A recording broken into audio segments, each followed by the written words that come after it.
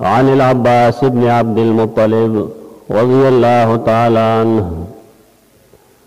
قال قال رسول الله صلى الله عليه وسلم ذاق طعم الإيمان من رضي بالله ربا وبالإسلام دينا وبمحمد رسولا.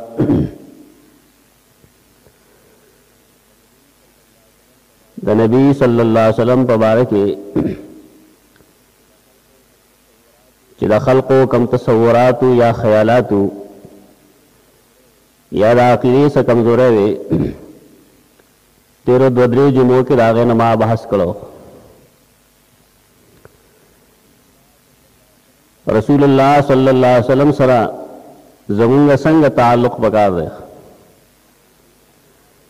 او یو مسلمان وا د خپل نبی صلی الله علیه وسلم سره څه تعلق ساتي په هغه باندې د ایمان لرلو څه تقاضا ده هغې نه چې بحث وشي انشاءالله نو دا خبره به خود واضح شي چې رسول الله صلی الله علیه وسلم د تزکیې لپاره بنیادی تعلیمات پیش کړي. تزکیه د نبی صلی الله علیه وسلم د سنت نه بغیر د هغې د اطاعت نه بغیر ممکن نه ده. حدیث چې کوم صحابي بیان کړی دی سیدنا عباس بن عبد المطلب عباس د رسول الله صلی الله علیه وسلم تر دی د نبی صلی الله علیه وسلم دوه ترونه دي چې هغې اسلام قبول کړی دی یو سیدنا عباس او بل سیدنا حمزه رضی الله عنهما. نور څومره ترونه د هغې چې دي نو هغې اسلام نه قبول کړی. د دې پلار دی عبدالمطلب. عبدالمطلب باره کې ځان پرې پویول پکار دي چې دا د خپل نوم نه دی او نه دا اسلامي نوم دی. اکثر و بیشتر نن د مسلمانانو نومونو کې عبدالمطلب موجود وي. دا د دین نه جهل دی لا علمي ده. دا په هغه اسماو کې نه دی چې هغه شرعي نوم وي. د دې بنیاد څه داسې دی چې د نبي صلی الله علیه وسلم نیکه هاشم هغه یو واده مدینه منوره کې کړو. شرط ورسره هغې څرګنی دا لګولو چې دا خو ښځه بېشک ستا ده تا سره وي لیکن کله چې ته پوهېږې چې دا د ولادت ټایم د دې نږدې دی د ماشوم نو بیا دا منکر راولي دې لپاره چې ماشوم یې هلته پیدا شي. هاشم دا قول د هغې منلی و په دې وعده کړې وه. سلما د هغه ښځه ده هغه مکه معظمه کې اوسېږي او کله چې هاشم پوه شوی دی چې د دې د ولادت ټایم نږدې دی د هغه له سفر دپاره بهر تللی دی ځان سره یې خپله کورواله بوتلې وه او هغه یې مدینه منوره کې پرېښې ده هلته کې د هغې ماشوم شوی دی. هغه ماشوم چې کله پیدا شو د هغه سر کې څه ویښته سپین سپینوالی څنګه چې موږ د بوډاوالي نښه ګڼو نو داسې هغې هم د بوډاوالي نښه ګڼي. په دې وجه هغې ماشوم له هغې نوم شیبه کېښود بوډا بس یو نوم هاشم بار مړ شو واپس نه راغلی نه مکې معظمې ته واپس راغلی دی او نه مدینې منورې ته. ډېره موده پس د مکې معظمې یو سړی مدینې منورې ته تللی دی هلته کې څه ماشومان ویني هغه چې هغې تیراندازي کوي. پای کې یو ماشوم دی چې هغه د قریشو د هاشم نوم اخلي او د هغه ګزار بالکل صحیح دی کم هدف چې هغه ولي صحیح ولي. د مکې معظمې هغې سړي پته لګولې ده ناپوه شوی دی چې دا د هاشم زوی دی شیبه راغلی دی د ده تره دی مطلب نوم دی د هغه هغه ته یې ویلي دي چې مدینه منوره کې ستا واره دی راوله دی چې تللی دی هغه ځان سره راسور کړی دی خراب لباس کې مکې معظمې ته چې راغلی نو خلکو یې تپوس کړی دا څوک دی نو هغه ویې دا زما مړی دی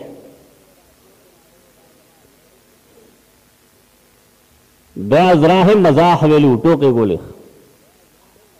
هغه ځای نه د هغه نوم عبدالمطلب جوړ شوی دی دا نوم نه دی د هغه د مطلب مړی عبدالمطلب دا مطلب شي خو مطلب د خپل واره سره بیا څه زیاتې نه دی کړی هغه یې راوستلی خانه کعبې مخکې حجر اسود خوا کې کینولی دی د هغه چې څومره برخه وه حصه وه هغه یې هر څه ورکړي دي د وینا مقصد صرف دا دی چې عبدالمطلب نوم کېښودل دا څه اسلامي نوم نه دی نه اسلامي طریقه ده دا خو د اسلام نه مخکې یو دور تېر شوی دی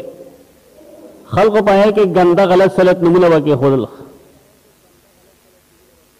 د دې خلقو ډېر عجیبه خیالات دي چې نبي صلی الله علیه وسلم ټبر کې د هر چا هر څه نومي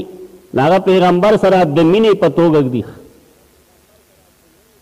نبی صلی الله علیه وسلم سره چې مینه کوي نو د هغه نوم کېده دا نه چې هغه نومونه کوي چې د هغې نه د شرک بوی راځي وار کیف عباس کم چې د عبدالمطلب زوی دی هغه فرمایي چې رسول الله صلی الله علیه وسلم یو ځل فرمایل ذاق طعم الایمان د دې ایمان خپل یو خوند وي د دې خپل یو رنګ وي په دې هغه څوک پوهېږي چې هغه د ایمان د تفصیل نه خبري د ایمان د رنګ نه خبري قرآن مجید هم سورہ بقرہ کې صبغت الله چې کوم ځای فرمایي د هغې مقصد هم دا دی چې مونږ باندې صرف د اسلام رنګ چړو دی په مونږ باندې بل رنګ نه خېږي اسلام اصل کې د الله فرمان بردارۍ ته وایي د نبی صلی الله علیه وسلم د حدیث مقصد دا دی چې د الله د فرمان بردارۍ خوند حاصل کړی دی هغه چا چې دا رستني کارونه وکړي ذاق طعم الایمان او ذاق طعم الاسلام د ایمان او د اسلام خوند حاصل کړی دی هغه چا رضی بالله ربا چې هغه رضایي په دې خبره چې زما پروردګار دی الله ربوبیت کې اصل اختلاف د خلقو چې پرورش څوک کوي آفت څوک راولي مصیبت بیا څوک لرې کوي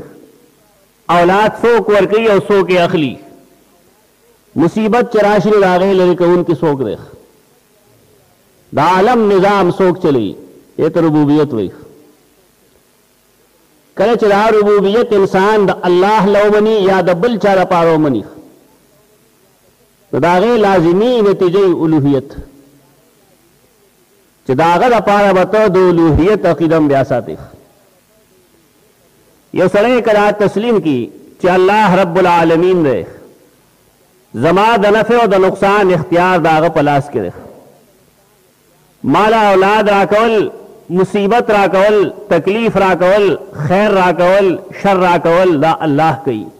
نو لازمه ده چې هغه الوهیت هم الله لمني هغه بندګي بیا صرف د الله کوي د بل چا نه کوي کله چې ربوبیت کې شرک پیدا شو نو الوهیت کے بعد خود شرک پیدا کی دا لازم ملزوم دی ذکر رسول اللہ صلی اللہ علیہ وسلم دلته کې د الله رب العزت ربوبیت باندې زور ورکړي مخلوق چې کله خالق پیدا کړی دی نو بیا انتظام یې هم هغه کوي تدبیر د امور هم هغه کوي ځکه سورہ فاتحه کې ہر مانزے کی مونگا وایو چا الحمدللہ رب العالمین صفتنا الالوحیت آغا اللہ لذی چا رب دل تمام عالم دا علت تیسل کی دلیل دل مخکنے دعوے دا پارخ नन खलक तौहीद न वाकिफ न दी तकलीफ चराशी ना अल्लाह न सेवा बल आवाजू की अगर चागन न औरी न विनी न गुरी न मेस के सतार शता न टेलीफोन शता अजे ते पोए के चे अल्लाह ता आवाजू का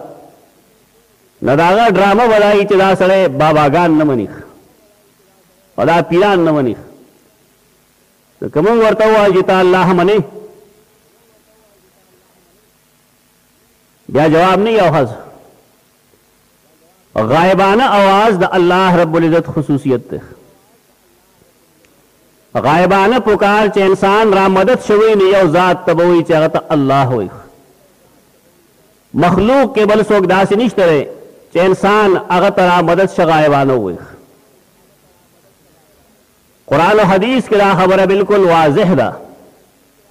कुरान और हदीस के देख से इश्तिबा निश्त बदे बाप के साफ सुथरा मसला खल्क हा वहा दे के इश्तिबाहात पैदा करी शुकूक शुबहात पैदा करी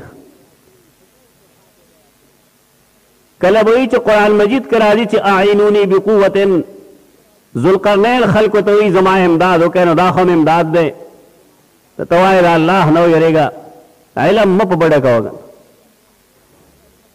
आखो अखलक जोंदे वो हाजिर हो दागा पख्वा के वगी इमदाद को लिशागा यो सड़ी अगर सरा बेशमेरा पैसी यो गरीब राशि अगर तो जमा इमदादों के 200 रुपया कनवर को लिश देगा चाहे इख्तलाफ दावे यो पेश करेगा दलील व लबल पेश गई खलक गुमराह है तलावली दावा खुदारा चे आया द अल्लाह न सेवा बल चातमू गायबाना आवाज को लिशु तरी जवाब न फिक्रे चन्ना दायरा पारा दलील चे कम पेश की ना गलत पेश की कलवी कुरान मजीद के चरारी चे वस्ताईनी बिस्सब्र वस्सलाह तो सब्र और दमागन इमदाद हुआ है वे दा मतलब है दे मतलब खुदा है चे सब्र और दमाग पर वसीले दा अल्लाह ने इमदाद हुआ है उदा से तो बीमाने बेशमेरा खलक दे चे बीमाने तो दावतू न गई आहो कुफर दे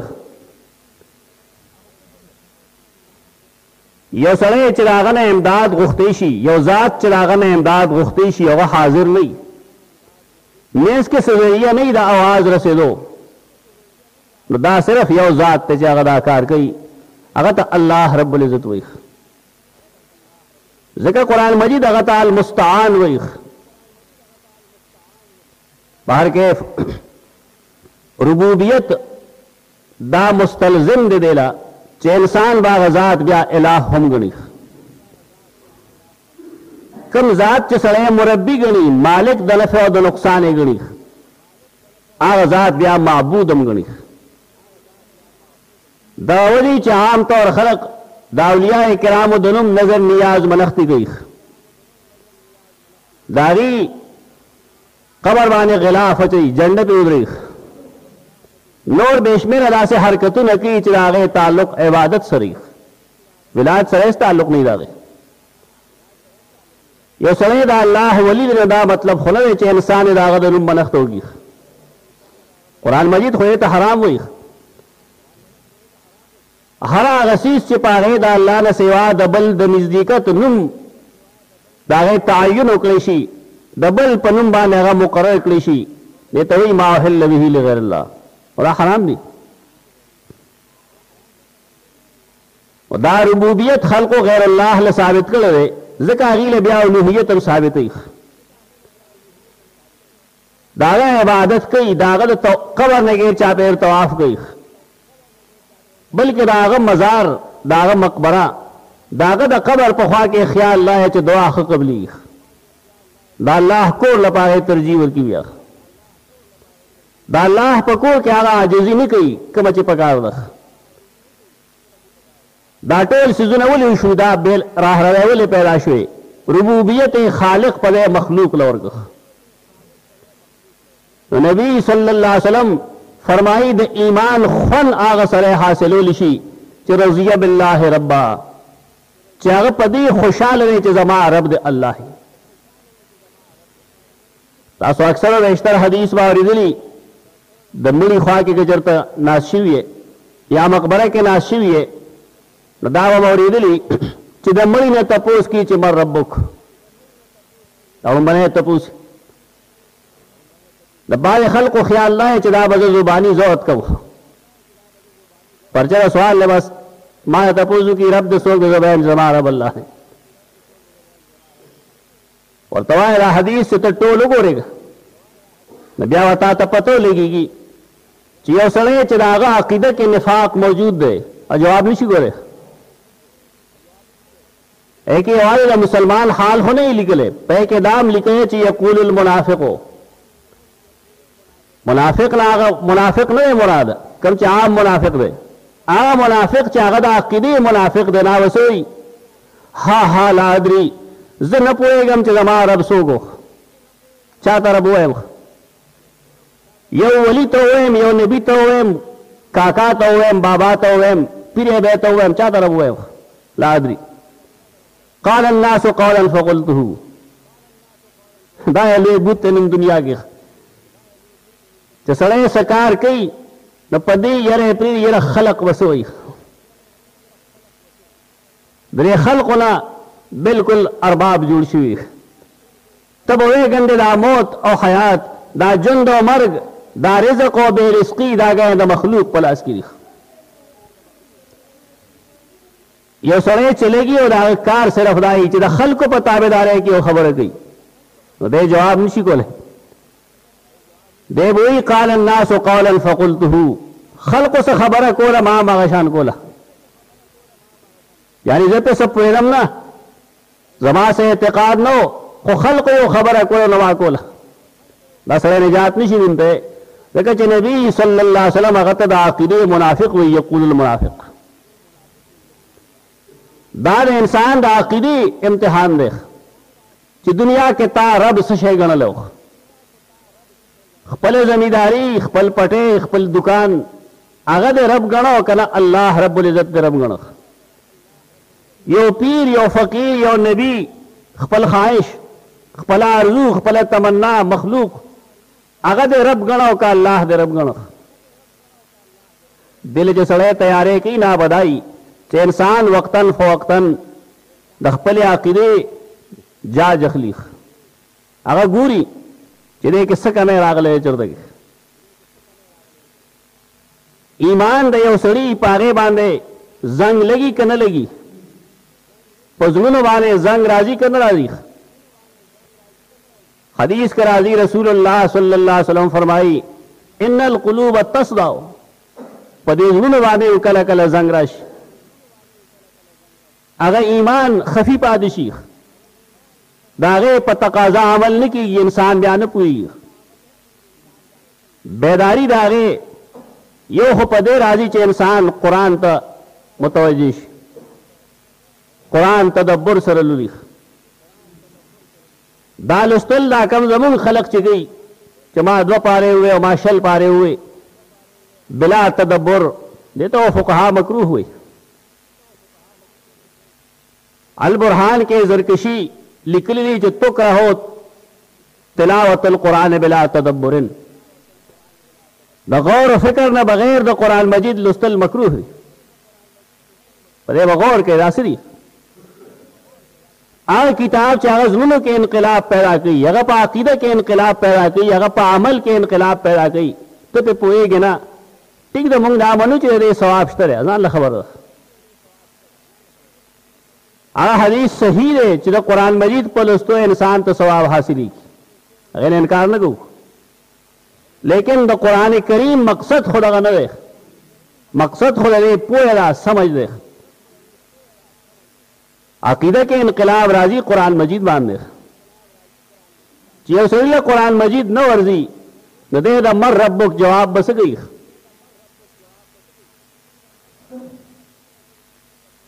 قبر کې دغه لومبنی تپوس دی مر ربک رسول الله صلی الله علیه وسلم ځکه ټول زور په دې ورچوي د نبي صلی الله علیه وسلم مکی ژوند کې وګوره نو پای کې ټول دین دغه 2 جملو کې پټ دی چې رب الله دی او الہ الله دی دا یو بل سره لازم ملزوم دي ربوبیت د الله نه سوا بل څوک نشي کولی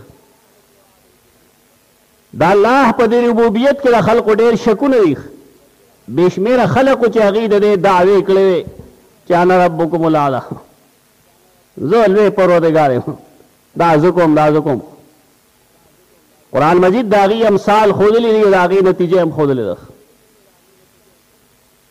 بهر کیف لومبنی څیز چې انسان په هغې د ایمان خواږه د ایمان مټاس حاصلولی شي هغه دغه دی چې انسان الله رب العالمین وګڼي په دې خوشحالۍ په دې رضایي چې زما رب د الله دویم څیز وبالاسلام دینا هغه سړي هم د ایمان خوند حاصل کړی دی چې هغه اسلام ته دین وایي دین قانون ته وایي دین هغه یو څیز ته وایي چې انسان د هغې لاندې خپل ژوند تېروي دا لفظ قانون دا د یونانیو نه راغلی دی عربی ته قانون اصل کې د اوسپنې هغې بټۍ ته وایي چې په هغې کې ډېر زیات ووري اوسپنه خلک په هغې کې ور داخله کي چې ښه سره شي نو بیا یې بار راوباسي او د خپل طبیعت ته او د خپلې مرضای او شی ته جوړوي قانون ته قانون په دې وجه وایي چې دې بټۍ کې هر یو سړی ځان دننه ور داخل کي قانون خلک وایي خو پوهېږي پرې چې قانون څه شی دی قرآن کریم او سنت د رسول الله صلی الله علیه وسلم ترکې مې چې دا سپریم لاز نه تصور کړی شوی تر هغې پورې خلق د اسلام یا د ایمان خوند نشي حاصلولی دې لپاره دوو ځایونو باندې کار پکار دی یو انسان له پکاري چې په خپل قد و قامت په خپل زړه او په خپله عقیده محنت وکړي اسلام به هر یو سړی اول په خپل ځان نافذ کوي دې میدان کې هم کمی دی زمون خلق په دې باندې پوهېږي چې غیبت کول ګناه دی د دې باوجود غیبت کوي دا د اسلام نفاذ ونه شو په دې پوهېږي چې غلا کول ګناه دی بیا هم غلا کوي په دې پوهېږي چې کنځل کول ګناه دی بیا هم کنځل کوي دا میدان دا خالی پروت دی د پوهې باوجود یو سړی بد عملي کوي دا خو څه خبره نه ده پکار دا چې انسان په خپل ذات باندې اسلام د هغې نفاذ وکړي هر مسلمان په دې باندې پوهېږي چې زه د بل نه څه څیز اخلم چې پوره راکړي خو چې بل له ورکوي نه پوره نه وي دا تقاضا دی نه پوره کوي ولې قرآن مجید کې درنه ویلي چې ویل للمطففین اذا اکتالوا علی الناس یستوفون واذا کالوهم او وزنوهم یخسرون هلاکت ته د خلقو لپاره چې هغوی ناپ تول کې کمی کوي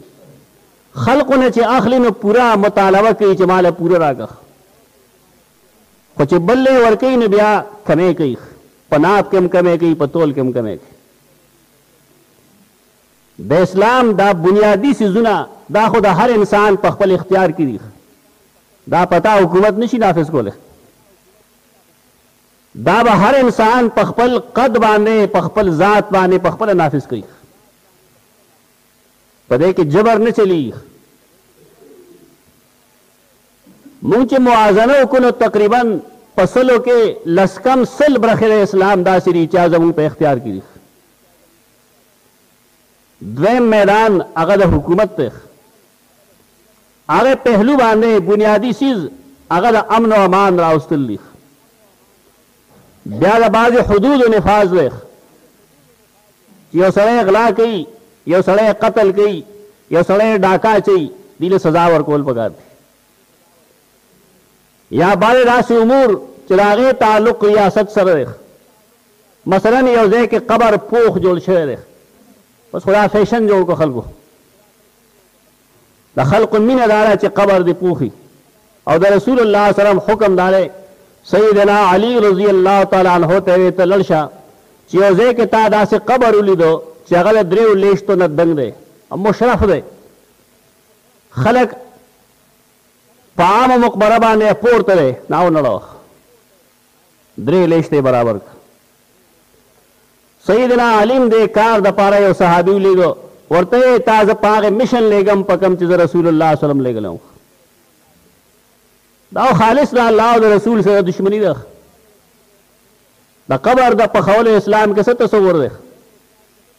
دا خو دین نه دی دیني ده دیوی پرې زما د مړي نوم یاد تازه کیږي مړي نوم که یاد پاتې شو که یاد پاتې نه څه جوړیږي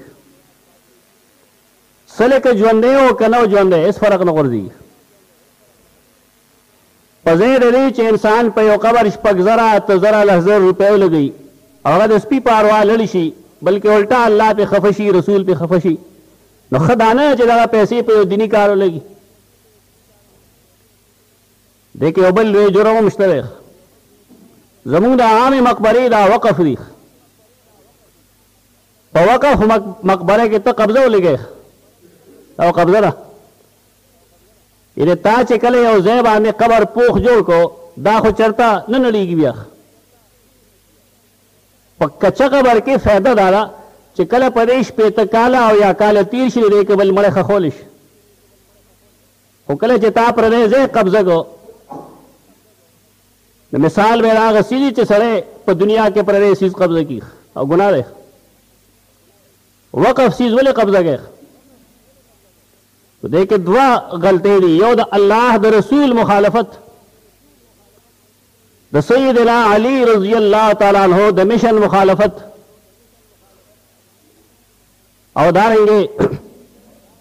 پردی ځمکه قبضه کول دا ټول جرایم په دې کې موجود دي اوس قبر نړول دا انفرادي عمل نه دی امام ابو حنیفه رحم الله لیکلی دي دا هغه نه فقهاو لیکلي نقل کړی دی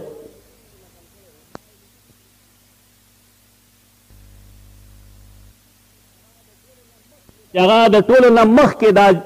مقبرې ونړوي چې هغې کې قبرونه پاخه دي دا خو نه حنفیت دی نه لیدیستوب دی نه د سیدنا علی فرمان دی اوس خو د حکومت په سرپرستۍ کې اتا چتا او نه چتا قبرونه جوړي اسلام کم چې زمونږ په پاټ باندې او مونږ په هغې عمل لګو او د کوم اسلام مونږ مطالبه کوو په چا باندې په هغې خلقو باندې چې هغه د سره اسلام مني نه د سره پې عمل نشته دا دوه حیثیت لري د دې څیز یو دا چې د انسانانو پر وجودونو محنت وکړی شي چې کوم اسلام د دې په اختیار کې چا په ځان نافذ کی بے پردگی نه کول بے غیرتی نه کول حیا راوستل دا بنیادی خبرې دي دا هر انسان په خپله کولی شي د زنانو داسې لباس چې د هغې نه وجود ښکاري داسې لوپټا چې هغې کې ویښته ښکاري داسې لوپټا یا داسې پړونه چې هغې کې ویښته ښکاري شریعت خو د اجازت نه ورکړی رسول الله صلی الله علیه وسلم له چا یو کپړه راوړې وه یو صحابي ورته لږ للچاتی نظر باندې وکته یاره مزېداره نبي سلم پوه شه د په کار د هغه ته وش دا ستا شو ورته وی یوې حصې نه ځان له کمیس جوړ کا بله حصه دې کور رالوه که چې لوپټه ته جوړه کړي چې پاسې ورته واپس راشه ورته وی ستا ښه ده چې کله دا لوپټه استعمالوي چونکې دا نری کپړه ده د هغې ویښته ترې ښکاري هغې ته ووایه چې د دې لاندې سرپیچک تړي چې مانځه کې ویښته نه ښکاري